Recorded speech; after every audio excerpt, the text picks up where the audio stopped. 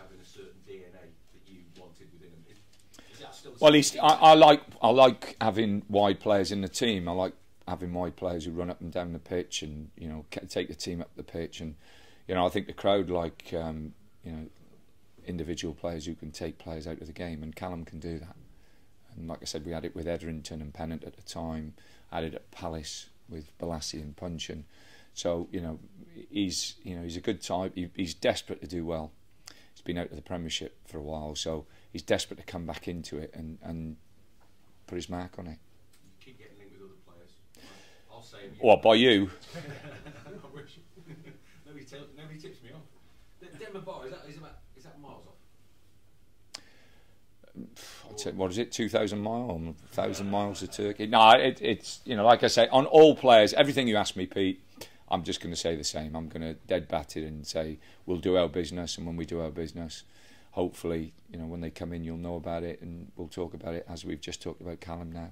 How many are you hopeful of bringing in? There's not a set number. It's just waiting to see what happens and what drops.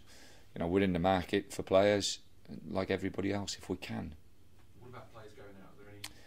Are there any? Again, that if that happens, we want to do the deal without anybody knowing, and be respectful to the club who are we're doing the deal with, and the players who are going out. At the moment, there's no one close to going out. How crazy do you expect it to be? I'm not. Like I say, I'm not a great fan of these days. I think it's it puts added pressure on people, and I'd prefer it to be the old way, where you had up until a certain date to bring players in, and that window was a free market all the way through.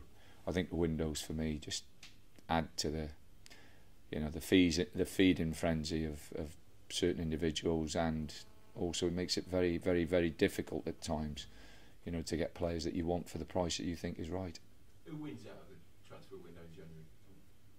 It's not, you talk about winners and losers. We did very well, and I've done very well with both transfer windows. It's making sure that you try and pick the right players who are going to come in and fit into the system that you want to play, and who've got the right attitude. And like I say, Callum's got something to prove, which is brilliant. He's 23. What was he? 23 years of age. A great age. Played a lot of games in the Premiership, so he's got that experience. He's right for us, I think.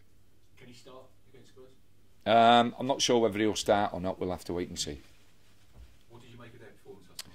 Well, I thought the two games were very, very good games, and fantastic credit to Nigel and to everybody at Sheffield United. I think Sheffield United have run a top team. They're a top 4 or 5 team, Tottenham, and they've run them close twice, and they deserve all the plaudits. Tottenham obviously get to Wembley, but Sheffield United, sometimes you've forgotten, and that's forgotten because you lose.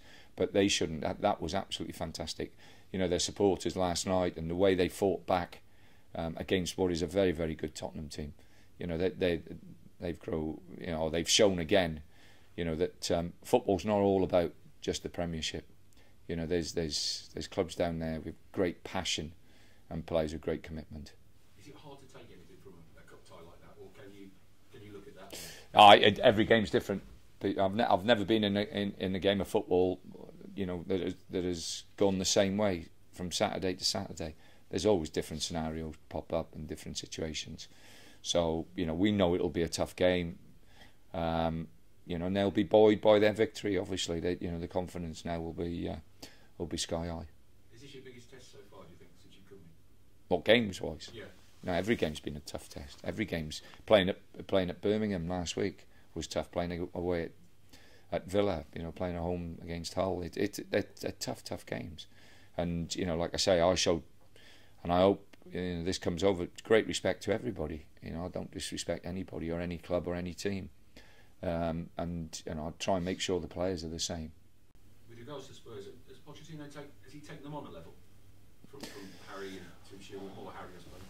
Well, I to be honest, at one stage I thought Harry had a real top side at Tottenham. And I mean a real top. They were very, very close to breaking into that top, 2 or 3 teams, without a question of a doubt. So he's got a little bit way to go yet. Getting to a cup final will help. You know, I like him. The times I've met him, I think he's, you know, he looks as though he knows what he's doing, and you know, he's certainly got the players running about, or he did yesterday. He's kind of been fast tracked, hasn't he? You know, it seems a lot harder for some English managers to come in and, you know, take a club like Southampton and then immediately get to Tottenham. Do you agree that there's a fast track system for some? No, it's down to Daniel.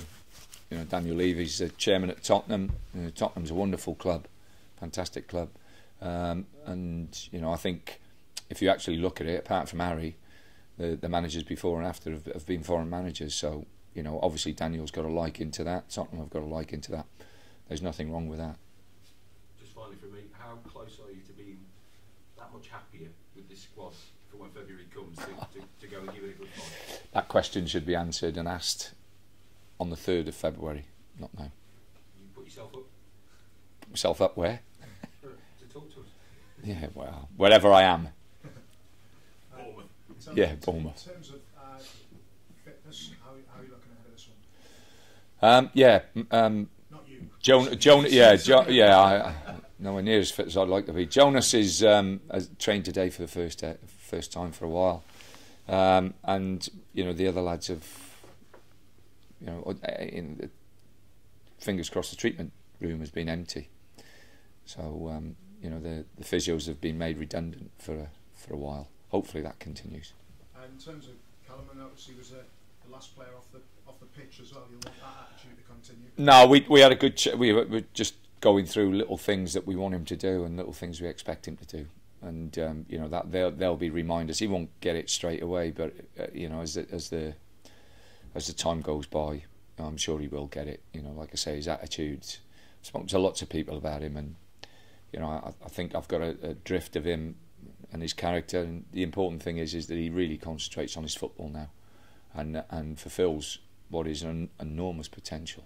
That's it. At 23, he's got so much potential to come. I suppose if you look at Tottenham, certain players within their team, there's more than enough good examples there for well, as we've said, you know, there's good examples everywhere where people have been, you know, a little bit off, have drifted a little bit off, and they've come back and proved themselves to be very, very, not good players, but good professionals as well. And that's what you want today. You don't want just good players, you want good professionals. People who enjoy being footballers, first and foremost. I know you obviously don't want to talk names in the transfer. Is it fair, though, that you still get the odd surprise? Why have you asked that question if you don't want to talk about it? Because is it fair to say that you still get the odd surprising phone call of an agent who's saying, do you know this guy's available? He's on a... I'm waiting for it. Yeah, so you haven't had it. It hasn't come yet. So if the window closed right now, how would you be happy in terms of no one leaving and just bringing Callum? No, we'd be a little bit disappointed. I think we're looking to strengthen a few other areas if we can.